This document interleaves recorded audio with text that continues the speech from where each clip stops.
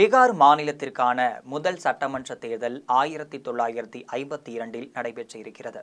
அப்போது முதல் 1990 வரை காங்கிரஸ் கட்சியே அந்த மாநில அரசியலில் ஆதிக்கம் செலுத்தி வந்திருக்கு. 1967 காங்கிரஸ் தலைமையிலும் எம்எல்ஏக்களும் ஆதிக்க சாதியினரே அதிகமாக இருப்பதாகவும் மாநிலத்தில் பெரும்பான்மையாக இருக்கும் இதர பிற்படுத்தப்பட்ட வகுப்பினரின் கோரிக்கைகளை காங்கிரஸ் பூர்த்தி செய்யவில்லை என்ற சர்ச்சையானது வெடித்திருந்தது. இதை ஜனதா தளம் கட்சியில் இருந்த லாலு பிரசாத் யாதவ் மிகவும் கச்சிதமாக பயன்படுத்தி கொண்டார்.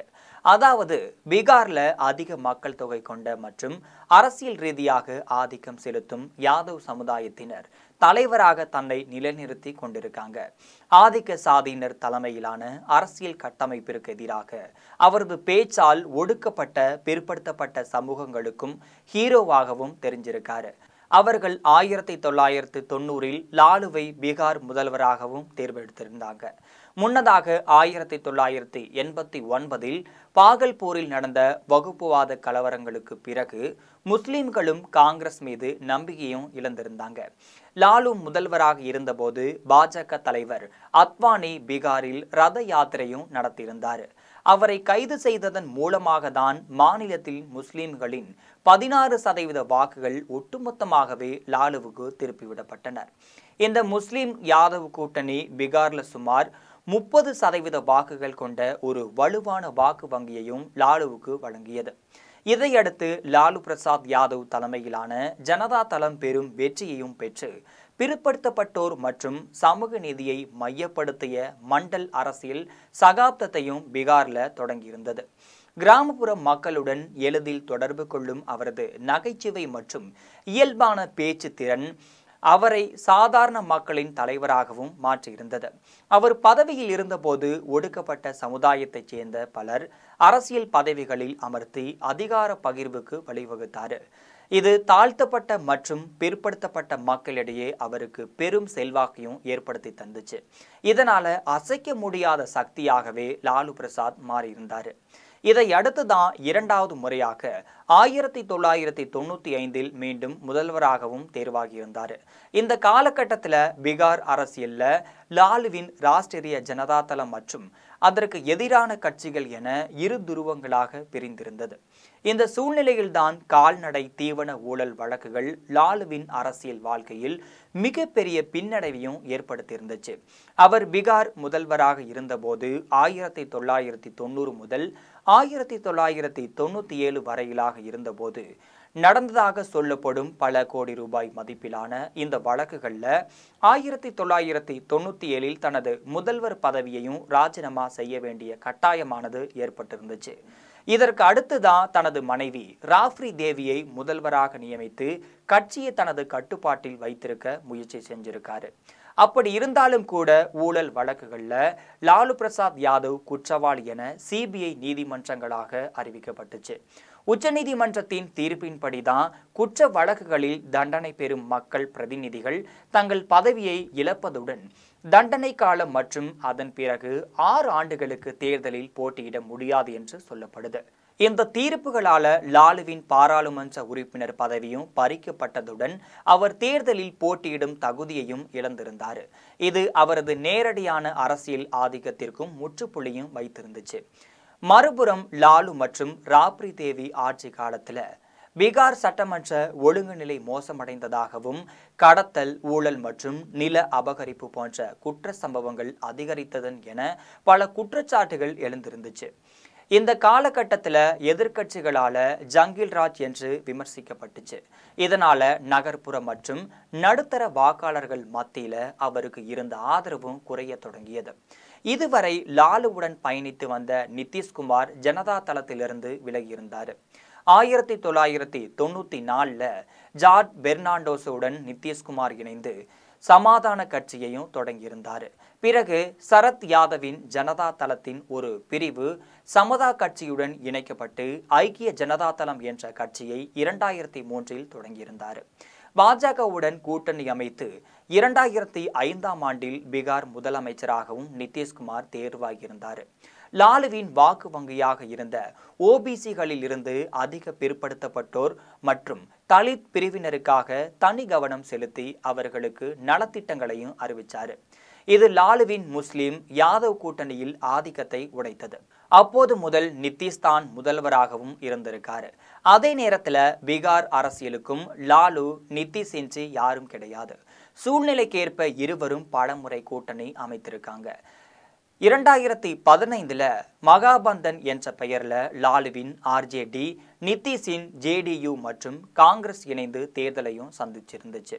2017 லாலுவின் மகன் தேஜஸ்வி யாதவ் மீது புதிதாக எழுந்த ஊழல் குற்றச்சாட்டுகளை காரணம் காட்டி நிதிஷ்குமார் கூட்டணியை முறித்து கொண்டு மீண்டும் பாஜகவுடன் கூட்டணியும் அமைச்சிருந்தாரு. அதே போல 2022 பாஜகவின் ஆதிக்கம் அதிகரித்ததால அதன் மீதான அதிருப்தி, தேசிய அளவில் எதிர்க்கட்சிகளை ஒன்றிணைக்கும் முயற்சி ஆகியவற்றின் காரணமாக தான் மீண்டும் ஆர்ஜேவுடன் நிதிஷ் இணைந்திருந்தார். அப்போது நிதிஷ், அமித்ஷா இருவரும் கடுமையாக ஒருவரை ஒருவர் விமர்சனமும் செஞ்சிட்டு வந்தாங்க. இதற்கு அடுத்துதான் பாஜகவிற்கு எதிராக இந்தியா கூட்டணி அமைக்கும் முயற்சியில ஈடுபட்ட முக்கிய தலைவர்களில் நிதிஷ்குமாரும் ஒருவராகவும் இருந்திருக்காரு. பிறகு மீண்டும் என்டிஏவில் இணைந்திருந்தாரு. ராஷ்டிரிய ஜனதா தளத்துடனான கூட்டணியிலிருந்து விலகி கொண்டாரு. இப்படியான சூழ்நிலையில தான் 2026 சட்டமன்ற தேர்தல் நடைபெற இருக்கு. நவம்பர் 6 மற்றும் 11 என 2 கட்டங்களாக தேர்தலானது நடைபெற இருக்கு. நவம்பர் 14ஆம் தேதி வாக்கு எண்ணிக்கை நடைபெறும் என தேர்தல் ஆணையம் அறிவிச்சிருக்காங்க. அந்த மாநில சட்டமன்றத்துல மொத்தமாகவே 243 தொகுதிகள் இருக்குது. 122 இடங்கள்ல வெற்றி பெற்றால் ஆட்சி அமைக்க முடியும்னு சொல்லப்படுது. பீகார் சட்டமன்றத்துல தற்போது பாஜகவிற்கு 80 எம்எல்ஏக்களும், ஆர்ஜேடிக்கு 77, ஜேடியுக்கு 45, காங்கிரசிற்கு 19 எம்எல்ஏக்கள் இருக்காங்க. இந்திய கம்யூனிஸ்ட் கட்சிக்கு 11, இந்துஸ்தானி அவாமி மோர்சாவிற்கு 4, மார்க்சிஸ்ட் கம்யூனிஸ்ட் கட்சிக்கு 2, இந்திய கம்யூனிஸ்ட் கட்சிக்கு 2, அகில இந்திய மஜ்லிஸ் இத்தோஹோல்துல் முஸ்லிமிற்கு 1 மற்றும் சுயேட்சைக்கு 2 எம்எல்ஏக்கள் இருக்காங்க. இந்த முறை என்டிஏ மகாபந்தன் இடையேதான் முக்கிய போட்டி இருக்கும் என்று எதிர்பார்க்கப்படுது. என்டிஏவில் ஜேடியு, பிஜேபி, எல்ஜேபிஆர், ஜிதன்ராம் மாஞ்சியின் ஹம் மற்றும் உபேந்திர குஷ்வாஹாமின் ராஷ்டிரிய லோக் மோர்சா போன்ற கட்சிகள் இருக்கின்றனர். அதே சமயம் மகாபந்தனில் RJD, Congress, CPI, CPM, CPI, ML, விகாசில் இன்சாத் கட்சி, ஜேஎம்எம், ராஷ்டிரிய லோக் ஜனசக்தி கட்சி ஆகியவை இணைந்திருக்கின்றனர். இது தவிர பிரசாந்த் கிஷோரின் கட்சி, லாலு பிரசாத் யாதவின் மூத்த மகன் தேஜஸ் பிரதாப் யாதவின் ஜன்சக்தி ஜனதா தளம் ஆகியவையும் களத்தில் இருந்திருக்கின்றனர். இதில் என்டிஏ மத்திய அரசுடன் இணைந்து மாநிலத்தை வளர்ச்சி பாதைக்கு கொண்டு செல்வது, வனராஜ்யம் மீண்டும் வராமல் தடுத்தல், பெண்கள் பொருளாதாரத்தில் பின்தங்கியவர்களுக்கு சிறப்பு இடஒதுக்கீடு வழங்குவதாக அறிவித்திருக்காங்க. மறுபக்கம் பீகாரில் நிலவும் அதிக வேலையின்மை விகிதம் மற்றும் அதன் விளைவாக இளைஞர்கள் வேறு மாநிலங்களுக்கு வேலைக்காக இடம்பெயர்வதை தடுத்தல், குற்ற சம்பவங்களை தடுத்து நிறுத்துதல், வாக்காளர் பட்டியலில் இருந்து சுமார் 68.7 லட்சம் வாக்காளர்களின் பெயர்கள் நீக்கப்பட்டது தொடர்பாக வாக்கு திருட்டு மற்றும் முறைகேடுகள் நடந்ததாக குற்றச்சாட்டுடன் தனது பிரச்சாரத்தை தொடங்கியிருக்கிறது மகாபந்தன். ஆனால் இந்த தேர்தலில் மீண்டும் வெற்றி பெறுவது நிதிஷுக்கு மிகவும் கடினமாக இருக்கும் என்கின்றார்கள் விவரம் அறிந்தவர்கள். இது குறித்து அரசியல் நோக்கர்கள் மாநிலத்தில் பாஜகவின் வளர்ச்சி, அடிக்கடி அணிமாறும் நிதிஷின் அரசியல், கூட்டணியில் இருக்கக்கூடிய சிராக் பாஸ்வான் போன்ற தலைவர்கள் அதிக இடங்கள் கேட்பதுடன் முக்கிய பதவிகளை கோருவது, பீகாரில் வேலையின்மை விகிதம் மிக அதிகமாக உள்ளது, இளைஞர்கள் வேலைக்காக மற்ற மாநிலங்களுக்கு இடம்பெயர்வது நிதிஷின் நீண்டகால ஆட்சியில் உள்ள பெரிய குறையாக பார்க்கப்படுது. மேலும் நிதிஷ் உடல் ரீதியாகவும் மன ரீதியாகவும் சோர்வடைந்து விட்டதாகவும், அதனால நிர்வாகத்தின் மீதான பிடி தளர்ந்து விட்டதாகவும் அரசியல் வியூக நிபுணர் பிரசாந்த் கிஷோர் உட்பட பலர் கடுமையாகவே விமர்சனமும் செஞ்சுட்டு வராங்க. பாஜக உடனான இருக்கக்கூடிய கூட்டணி மற்றும் சில முக்கிய சட்ட திருத்தங்களுக்கு அவர் ஆதரவு அளித்ததன் காரணமாக தான் பாரம்பரியமாக அவருக்கு இருந்த சிறுபான்மையினர் வாக்குகளில் ஒரு பகுதி மகாபந்தன் கூட்டணிக்கு திரும்பும் அபாயமானது இருந்துட்டு வருது. மாநிலத்தில் கொலை, பாலியல் வன்கொடுமைகள் போன்ற குற்ற சம்பவங்கள் அதிகரித்து வருவதாக கூட்டணி மற்றும் எதிர்க்கட்சிகள் குற்றம் சாட்டிட்டு வராங்க. சுமார் 20 ஆண்டுகளாகவே ஆட்சியில் இருக்கக்கூடிய ஒரே தலைவர் இவர் என்பதால இயல்பாகவே மக்கள் மத்தியில ஒரு விதமான சோர்வு, ஆட்சிக்கு எதிரான மனநிலையும் நிலவிட்டு வருது. ராகுல் காந்தியின் யாத்திரைக்கு மக்கள் மத்தியில அதிக அளவுல வரவேற்பும் ஏற்பட்டிருக்கு. தேஜஸ்வி யாதவின் பிரச்சாரத்திற்கு இளைஞர்களிடையே இருக்கக்கூடிய